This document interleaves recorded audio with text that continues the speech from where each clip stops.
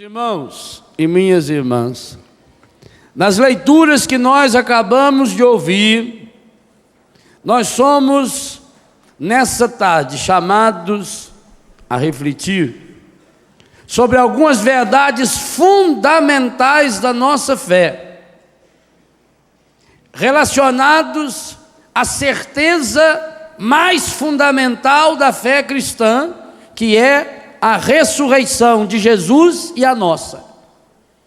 E que, num contexto de um acampamento como esse, de cura e libertação, nós precisamos olhar para essas realidades com o coração impregnado pelo poder do Espírito Santo, porque nós sabemos, tanto aquilo que narra-se na primeira leitura, como esse episódio desse capítulo 20 de Lucas, é hoje uma das grandes fontes de dominação, contaminação, opressão e até mesmo possessão demoníacas.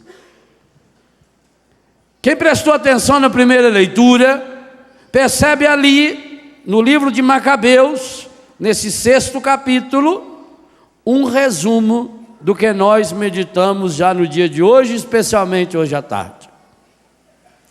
A experiência da morte, da fragilidade humana que atinge a todos e a cada um de nós, mesmo sendo esse senhor Antíoco, nome medonho de feio, um rei tão importante. Não interessa o posto que você tem, chegará o momento em que cada um de nós precisará prestar contas da nossa vida a Deus. Mas, alguns de nós, a exemplo desse elemento, senhor rei Antíoco, é capaz de dominar o mundo inteiro, mas não tem controle sobre si mesmo. Qual foi a causa da morte desse homem?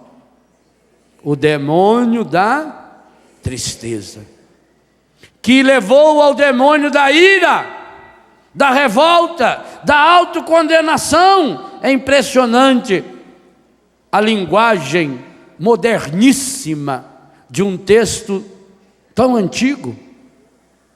O rei ficou irado e profundamente perturbado, atirou-se na cama, olha a depressão, e caiu doente de tristeza, porque os acontecimentos não tinham correspondido à sua expectativa.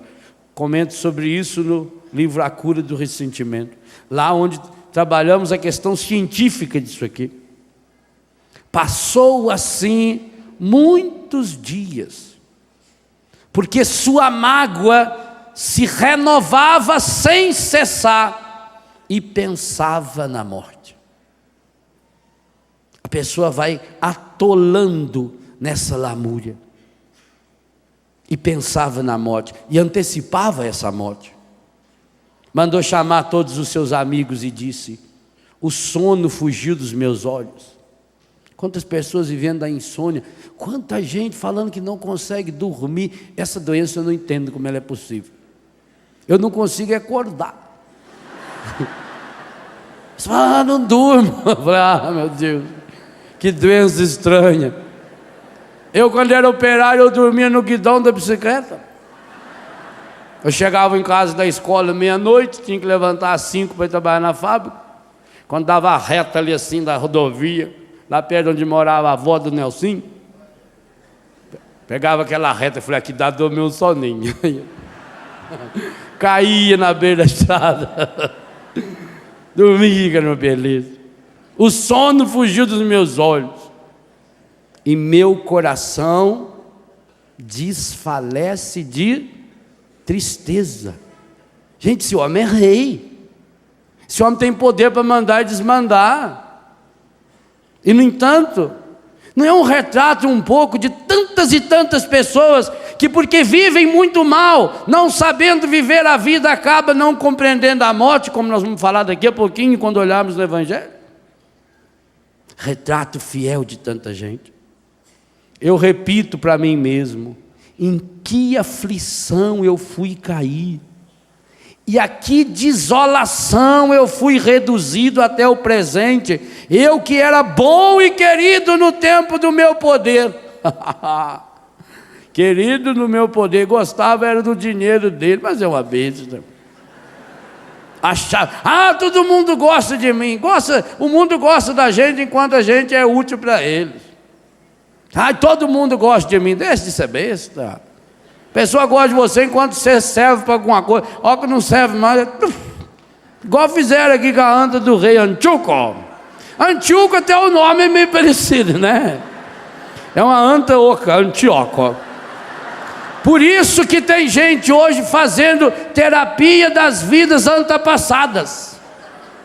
Você já fez essas? Você já sabe quem são as suas antepassadas? Preciso descobrir. É parente do Antíoco, a anta oca. Mas agora eu me lembro dos males que causei em Jerusalém. A consciência da pessoa, a sua também, a minha também. Chega uma hora que a nossa consciência martela. De todos os objetos de ouro e de prata, cobiça, que saqueei, e de todos os habitantes da Judéia, que exterminei sem motivo.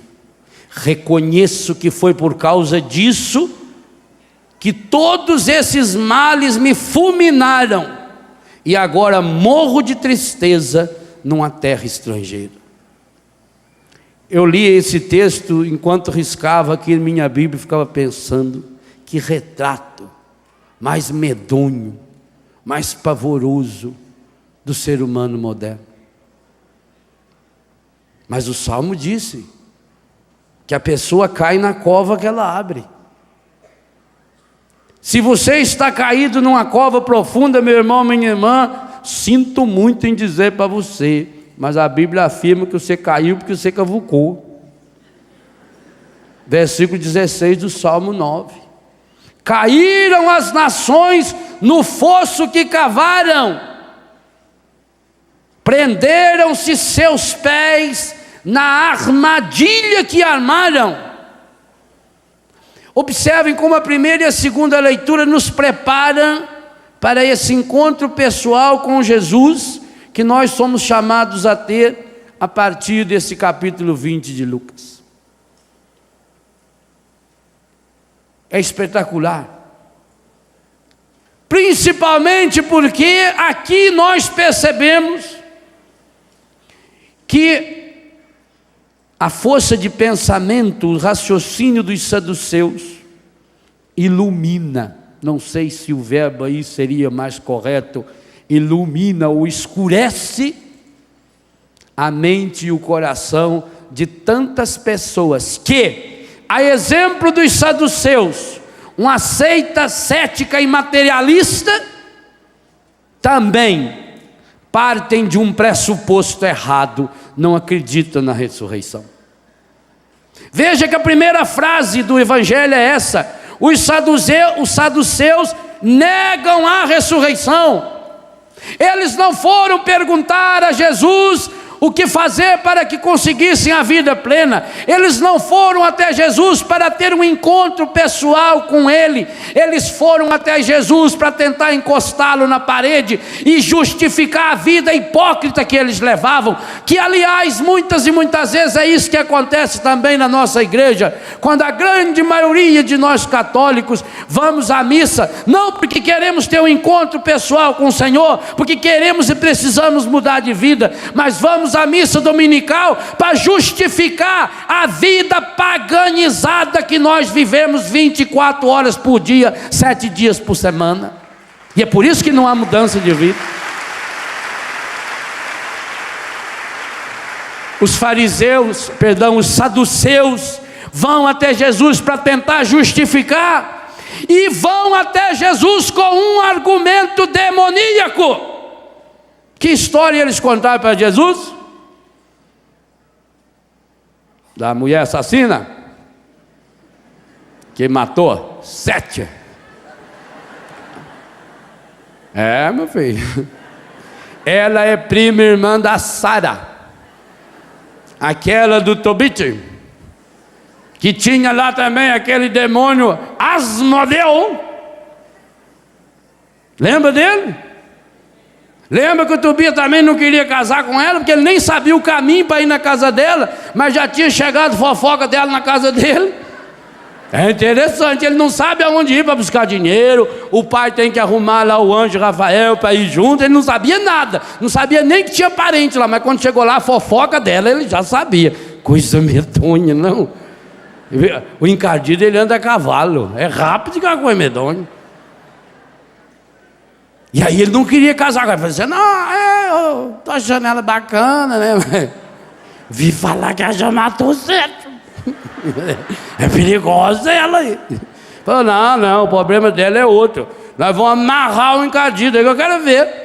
Eu quero ver sobre quem que o demônio tem poder. Capítulo 6 de Tobias. Sobre aqueles que casam banindo Deus de sua vida. Então não se refere pura e simplesmente ao matrimônio. A história que os saduceus eram um bando de gente tão besta, que para querer justificar o fato de não acreditarem na ressurreição, eles não foram capazes nem de criar uma história para Jesus, e já vieram com a história pronta lá do Antigo Testamento. E aí Jesus começa a mostrar para eles que quando nós partimos de um pressuposto errado, nós não podemos chegar numa conclusão correta. Os fins não justificam os meios. Meus irmãos e minhas irmãs, o que Jesus está dizendo com todas as letras aqui? Em primeiro lugar, que terá julgamento. Segundo lugar, que existe uma vida eterna. Terceiro lugar, que você só será filho de Deus se você passar pela experiência da graça da ressurreição. Porque o argumento que Jesus diz é esse: eles serão eternos feitos anjos, mas pela ressurreição tornar-se-ão filhos e filhas de Deus. Mas eles passarão por um julgamento, versículo 35. Os que serão julgados dignos do século futuro e da ressurreição dos mortos não terão mulher nem marido? Claro, porque nós não vamos mudar o destino de nossa vida depois da morte. Aqui Jesus está fazendo uma seríssima condenação a essa doutrina pavorosa pregada pelo Espiritismo. Mas como é que Jesus podia condenar o Espiritismo, se Jesus falou isso há 2000 anos atrás, e o Espiritismo tem pouco mais que 150 anos?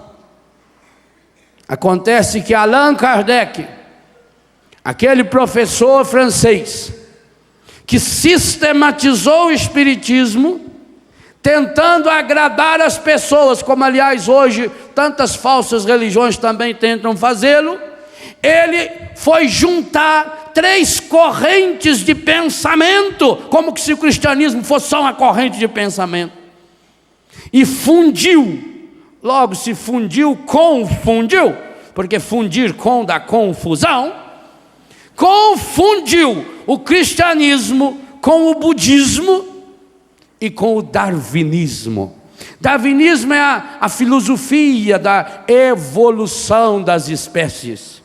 Budismo é a filosofia baseada no pensamento de Siddhartha Gautama, um príncipe que viveu há uns 4.000 anos atrás, em que prega que o ser humano é destinado ao nada absoluto, e que para se chegar a esse nada absoluto, ao nirvana, ele vai passando por etapas de transmigração de alma. A alma vai passando, vai migrando, através de um processo que ele chama metempsicose, que a pessoa então vai transformando-se num outro ser por várias etapas de reencarnação, até que ele por si mesmo se purifique, chegue então ao nirvana, ao nada absoluto. Baseado nessas 3 correntes, o cristianismo visto mais como cristandade do que cristianismo, o budismo também visto como uma filosofia de vida, e o darwinismo. Nessa confusão absoluta nasceu o Espiritismo, com um princípio muito agradável de que não existe o inferno eterno, de que Deus é... Olha como é que o demônio é terrível. Ele nos ensina coisas boas na hora errada. Como é que Deus, sendo tão bom, não vai então um dia converter o demônio? O problema do demônio não pode ser avaliado a partir da misericórdia de Deus. O catecismo da Igreja Católica diz com todas as letras: não é uma incapacidade contida na misericórdia de Deus que impede a conversão demoníaca, mas é a radicalidade da sua decisão. O demônio, como um ser livre, anjo livre, ele fez uma opção radical contra Deus. E porque fez essa opção, ele agora quer nos levar também a fazê-la. E como nós temos a liberdade, nós também podemos fazê-la. E Deus o livre e guarde. Mas a fé da nossa igreja nos diz que, assim como a decisão do demônio foi radical, ou seja, é absolutamente impossível a conversão do demônio. Isso é uma certeza de fé da Igreja Católica Apostólica Romana. Eu não aceito isso, padre, não aceito, que se dane, deixe de ser católico. Agora, se você é católico, você assume a sua fé para valer, ou deixa de sê-lo.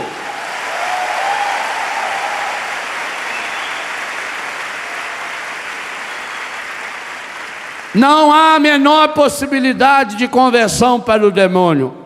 Ponto e vírgula, continua o catecismo. Como também para aqueles que morrerem em estado de pecado mortal. E aí é duro. É isso, gente, que o Espiritismo vem com essa doutrina falsa, medonha, para querer apaziguar o coração da pessoa. É a radicalidade dessa vida, é a radicalidade da nossa decisão. O ser humano não tem duas vidas, uma para errar e outra para vir consertar. A nossa vida é única. Primeiro lugar, nós vamos ter que prestar contas para Deus. Está aqui, vai chegar o dia do julgamento. E esse dia, que nós devíamos esperá-lo com ansiedade e alegria. A volta de Jesus, que nós, na igreja, embora falamos isso em todas as missas, alguns de nós, inclusive de nós padres, não gostamos muito de falar que nós aguardamos ansiosamente a segunda vinda de Jesus, que nós precisamos estar cada dia mais felizes ao saber que cada dia que passa aproxima-se o tempo da segunda vinda gloriosa de Jesus, do julgamento. Nós não podemos temer ao julgamento, nem ao juízo particular, nem ao juízo final, porque será a primeira vez em toda a nossa história em que nós seremos julgados pelo coração de Deus, que nos sonda com a compaixão e não com a miséria e a hipocrisia desse mundo. Será o grande momento em que todas as injustiças que nós já fomos vítimas desaparecerão. Será o momento da reparação final, aonde o ser humano, porque Deus, o único que pode conhecer as intenções reais do seu coração, e inclusive conhece as fraquezas e as causas das nossas fraquezas, então Ele vai nos chamar para diante de Jesus, agora como nosso Senhor e como juiz, como Rei, para que nós sejamos acolhidos no coração desse Deus.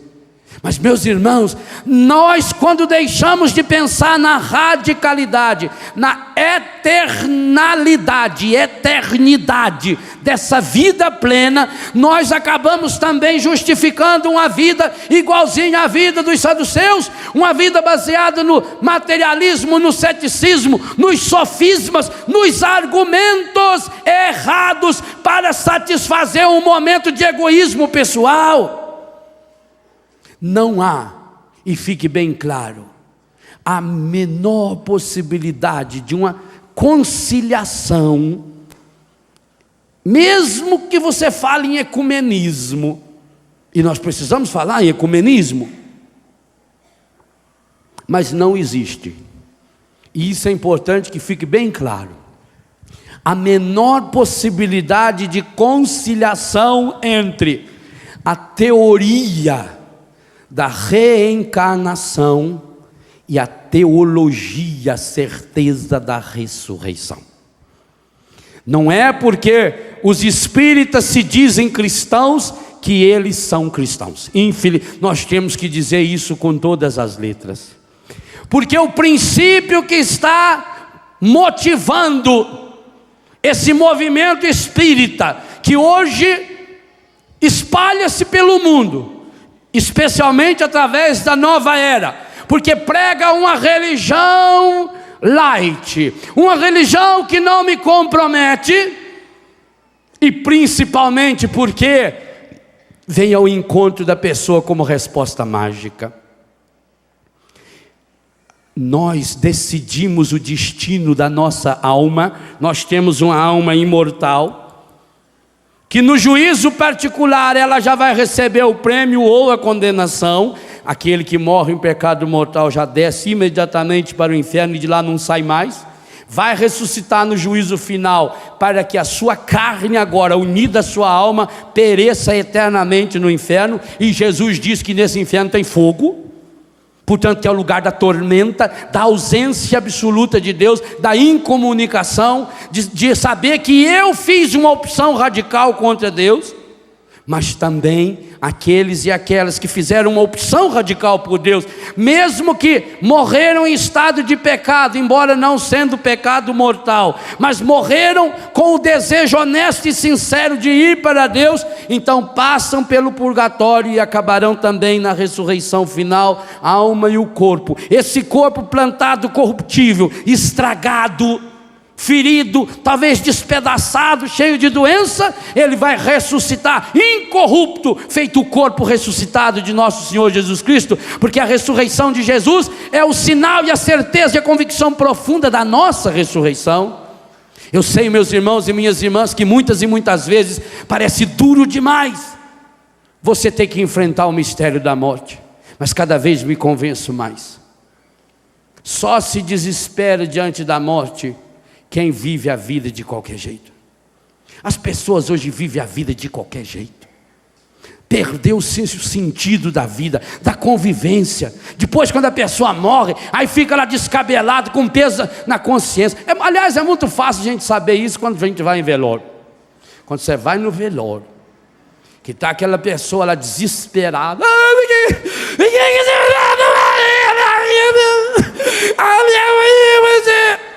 Pode saber, peso de consciência. Não viveu como devia ter vivido? E depois então, em vida nunca mandou um bilhete para a pessoa. Em vida nunca mandou uma mensagem no celular, eu te amo. E depois de morto vai mandar carta. Deixa de ser besta. O sujeito não sabe nem o endereço da casa dele. Tanto que tem que ir numa besta de um tio de santo lá não sei na onde. Nós precisamos parar de viver na mentira. Mas a morte é a única certeza. Qual é a única certeza que cada um de nós aqui tem? Mas acontece que nós não tomamos posse ainda da morte, do poder da morte e da ressurreição de Jesus em nossa vida. E enquanto isso não acontece, sabe o que acontece conosco? Somos prisioneiros da morte. Abre a sua Bíblia aí. Vamos ler 2 versículos da carta aos Hebreus. Hebreus, capítulo 2.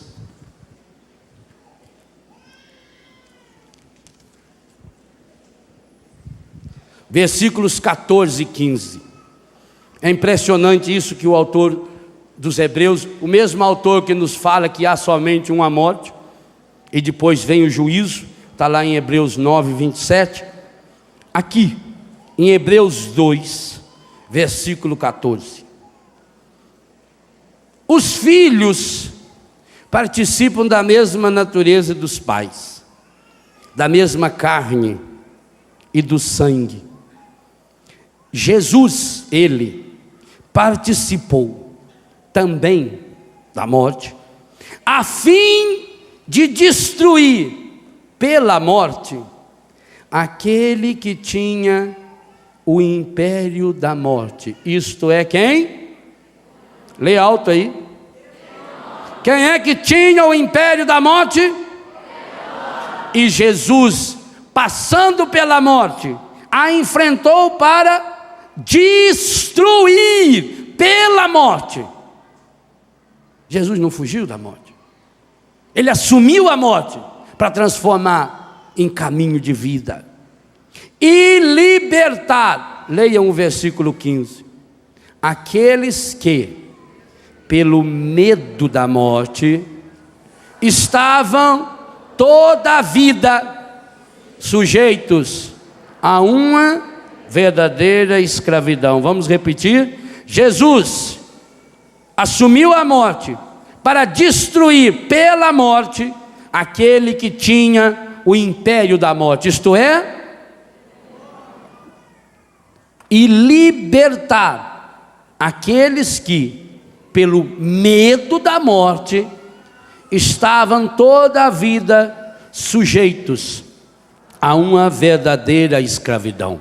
Isso aqui é muito sério, porque nós estamos meditando a necessidade de sermos inteiramente do Senhor nosso Deus, e para isso, Padre Jonas profeticamente está nos colocando um texto que precisa ser multiplicado.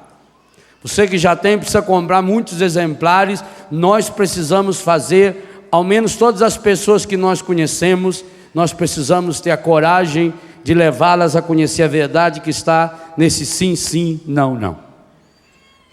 E por isso que a capa desse livro é verde e vermelha, porque se o verde é o sinal aberto para essa vida plena, o vermelho é pare. Quer dizer, você não pode passar. E se eu sou capaz de respeitar um sinal vermelho na estrada, na rua, dizendo que se eu passar ali, há uma câmera que me fotografa e eu vou ser multado, ou pior ainda, eu vou provocar acidente sério, também aqui aparece esse sinal vermelho e dizer para você, esse é um caminho que você não pode ir. O vermelho da capa desse livro aqui, o não, não, significa que há semáforos espirituais, dizendo aqui para você, você não pode ir. Mas por que eu não posso ir? Porque se você passar, não se trata pura e simplesmente de uma multa que você vai levar, não se trata pura e simplesmente de um guarda que vai anotar a placa do seu carro. Se você passar esse sinal vermelho, lá na frente tem aquele buraco, aquele abismo, aquela cratera, e a fé da igreja diz que esse abismo é irreversível, que o inferno é irrevogável, é irreversível, que não tem saída de lá, e nós precisamos tirar nossos filhos, nossas filhas, nossos irmãos, nossos amigos que estão caminhando presos ao medo da morte, para a destruição da morte, para o inferno. É hora de salvar aqueles e aquelas que estão amarrados pelo demônio. Olha bem isso que o autor dos Hebreus nos fala, meus irmãos, é coisa muito séria. E você lendo esse texto, você vai perceber como é que pessoas boas, o Padre Jonas fala da própria família dele, ou da própria experiência dele, que como jovem sacerdote também acabou entrando num começo de um caminho desse, graças a Deus, acordou a tempo, viu o sinal vermelho a tempo, e por isso hoje ele pode ser sinal verde, para tanta gente que precisa encontrar o semáforo aberto que leva para essa vida plena, mas ele precisou ver o sinal vermelho. E meus irmãos, eu disse ao padre, primeira vez que eu peguei o livro, uma das coisas que eu gostei, é que não aparece aí o sinal amarelinho. A escrita está em amarelo. É atenção, porque nessas realidades não existe meio termo. Ou é verde ou é vermelho. Ou você para, ou você entra nesse caminho sabendo o salário do pecado é a morte. Mas não é a morte física, essa eu vou morrer, você também vai. Talvez você vai morrer hoje. Não sei, quanta gente que nunca morreu está morrendo? Sim, senhor. Pessoa deita, olha que acorda, está morta. Aí fecha os olhos, não. Você sabia que você vai morrer? Hoje, amanhã, depois de manhã, não sei lá quando. Mas você sabia, pior ainda, que pode ser uma morte eterna? Que inclusive depois da ressurreição, do juízo final, é para continuar morrendo? Você quer viver essa vida? Se você não quer, não queira que ninguém possa ir por essa vida. Nós temos que libertar as pessoas que estão aqui, como diz o autor da carta aos Hebreus, libertar aqueles que pelo medo da morte estavam toda a vida sujeitos a uma verdadeira escravidão. São Paulo vai dizer a mesma coisa aqui para nós. Olha lá, 1 Tessalonicenses, bem pertinho aí de Hebreus, primeira carta aos Tessalonicenses, capítulo 4, versículo 13. Irmãos, não queremos que ignoreis coisa alguma a respeito dos mortos, para que não vos entristeçais como os outros homens que não têm esperança. E aí vira a página. Pela morte nós vamos estar para sempre com o Senhor. Versículo 18. Portanto, consolai-vos uns aos outros com estas palavras. A Bíblia nos dá uma certeza. Nós não podemos ter medo da morte, porque quando nós temos medo da morte, nós acreditamos nas falsas doutrinas relacionadas à morte. Primeira grande falsa doutrina, reencarnação. Mas Deus não é misericordioso e não me dá chance. Acontece que a reencarnação também, a exemplo do que fez os saduceus, que partiram de um princípio estragado, e que Jesus vai falar. E aliás, se você ler esse mesmo evangelho em São Marcos, ele vai dizer: o grande problema seus é que vocês não acreditam na palavra e no poder de Deus. Também o princípio da reencarnação está errada. Não se trata da misericórdia de Deus, trata-se de que Deus respeita o ser humano. Se você não se respeita, isso é problema seu. Deus respeita você porque Ele sabe quem você é. Ele criou você à imagem e semelhança dEle.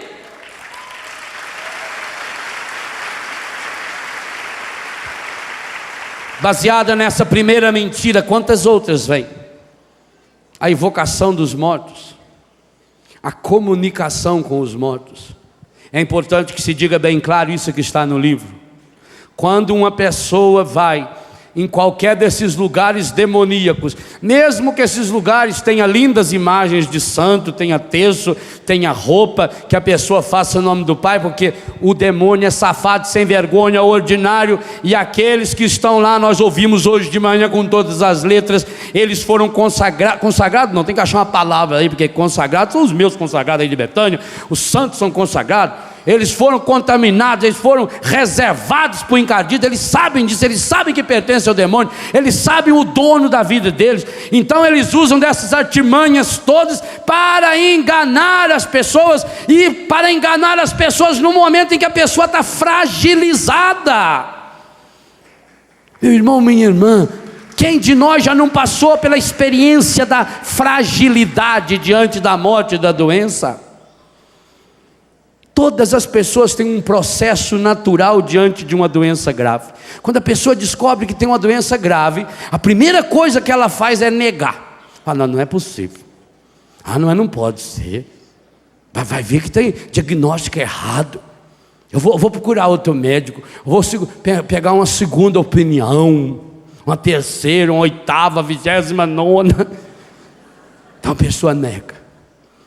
Depois que ela nega os exames, não, está lá, meu filho, está lá. O homem chegou em casa e falou: filha, como é a mesma doença que o médico falou que sua mãe tem? Parece esse nome de horóscopo. Falei: é câncer. Falei: então depois que descobre que é dureza, aí vem a segunda reação diante da doença: por que eu? Tanta gente ruim no mundo. Quer dizer, se fosse para o outro, por que Deus foi levar o meu filho? Eu me revolto, tanta gente ruim no mundo, era pessoa tão boa. Tirava a roupa do corpo para dar a pessoa tão boa. Por quê, né? A gente se revolta, não é mesmo? É verdade, coitado. Olha como é que está tão sereno, né? Está morto, tá. Parece que está sorrindo. Parece que sabia que ia morrer. Mesmo. Ontem ele passou, ele fez assim.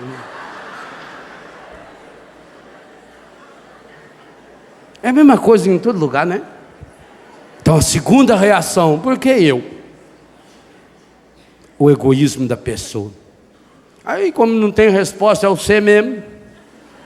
Aí vem a terceira, eu começo a negociar com Deus. Oh, minha Nossa Senhora, ajuda menos eu educar o Juninho. Coitado, ele precisa tanto de mim. Ao menos até ele ir no batalhão. E o pior é que quando ele chega no batalhão e a mãe está viva ainda, fala: ah, mas Nossa Senhora, agora eu menos queria ver ele formado, casado, o netinho, batizado do neto. Queria tanto ir na primeira comunhão do meu neto. Quando o meu neto formar pós-graduação em física quântica. Ah, quando o meu neto for doutor. Não é assim? Você vai protelando, porque não quer morrer. Eu tenho medo da morte. Não adianta ter medo da morte. Bobagem. Você vai morrer. Eu queria diga para quem está do seu lado, você vai morrer. Prepara! Agora diga algo mais sério para essa pessoa. Talvez seja hoje. Ou não? Se eu morrer aqui, eu morro feliz da vida. Um pecador a menos. Você vai morrer. Eu vou. Não adianta protelar. Viva hoje numa certeza: Jesus Cristo não fugiu da morte. Jesus Cristo assumiu a morte. E aquilo que era castigo, a morte era castigo. A morte não estava no plano de Deus. A morte não é criação de Deus. Fique isso bem claro, ou deixe de ser católico. A morte entrou na história humana como consequência do pecado. Portanto, originalmente a morte está ligada ao pecado, que por sua vez está ligada ao demônio. Por isso que ele é o dono da morte. Está aí o que o autor da carta aos Hebreus nos ensinou. Originalmente a morte não estava no plano de Deus. A morte entrou na história humana em consequência do pecado. Romanos 6,23, o salário do pecado é a morte. Mas Jesus, que veio para redimir o ser humano, assumiu a morte para destruir pela morte, o sentido negativo dessa morte. E por isso o cristão que acredita em Jesus, ele descobre um sentido redentor da morte. E por isso, absurdo dos absurdos, mas a igreja tem coragem de cantar. Na noite da vigília pascal, quando acende as velas no círio, no fogo novo, a igreja toda iluminada, o diácono ou o sacerdote canta aquele canto lindo chamado Exultat. E lá no meio daquele cântico há uma frase espetacular que diz: ó feliz culpa de Adão, que nos mereceu tão grande Redentor.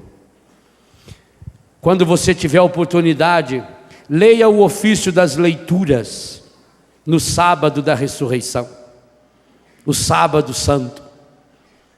A descrição maravilhosa do encontro de Jesus com Adão no inferno.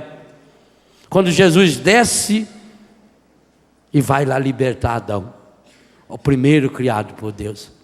O encontro de Jesus, o novo Adão, para libertar o primeiro Adão que estava sucumbido pelo poder da morte. Jesus triunfou da morte pela morte. Por isso nós rezamos no prefácio dos mortos: para aqueles que creem em vós, a vida não é tirada, mas transformada, e passado esse corpo terreno, nos é dado no céu um corpo imperecível, um corpo semelhante ao corpo ressuscitado de Jesus.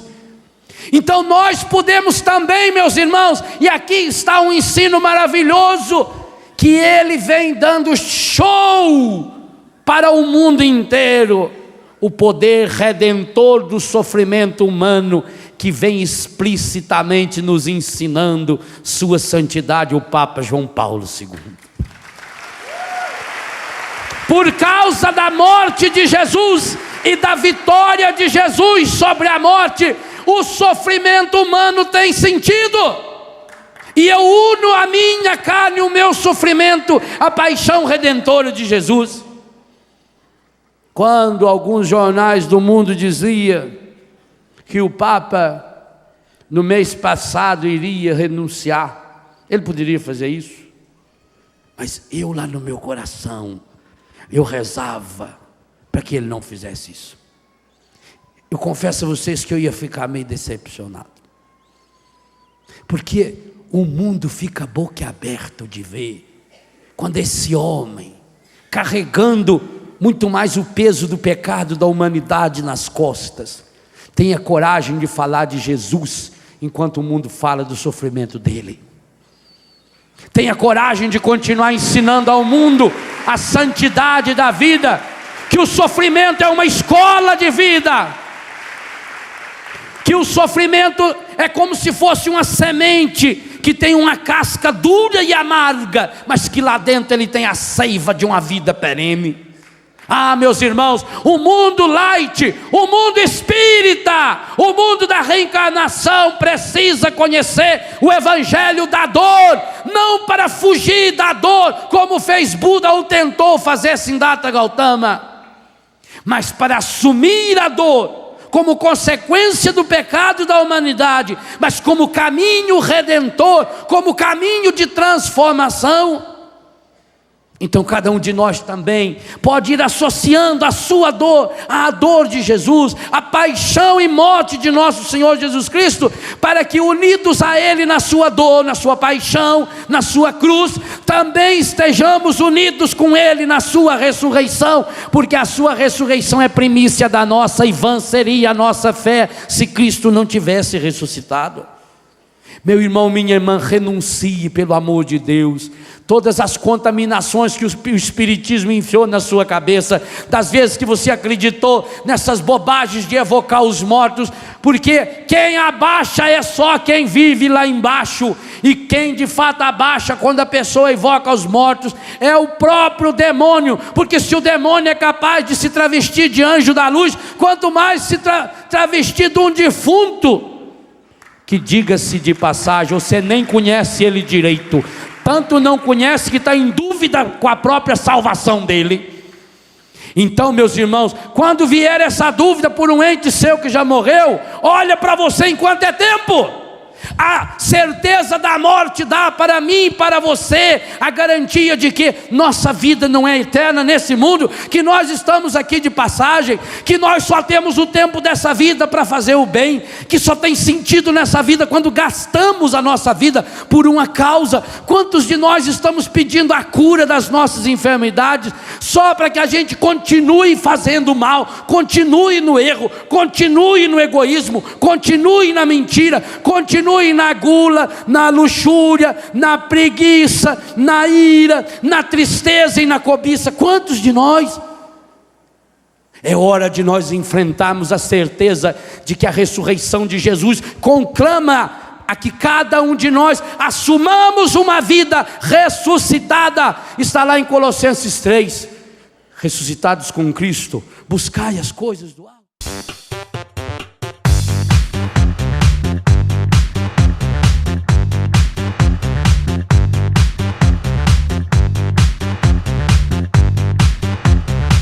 CançãoNovaPlay.com. Assine já!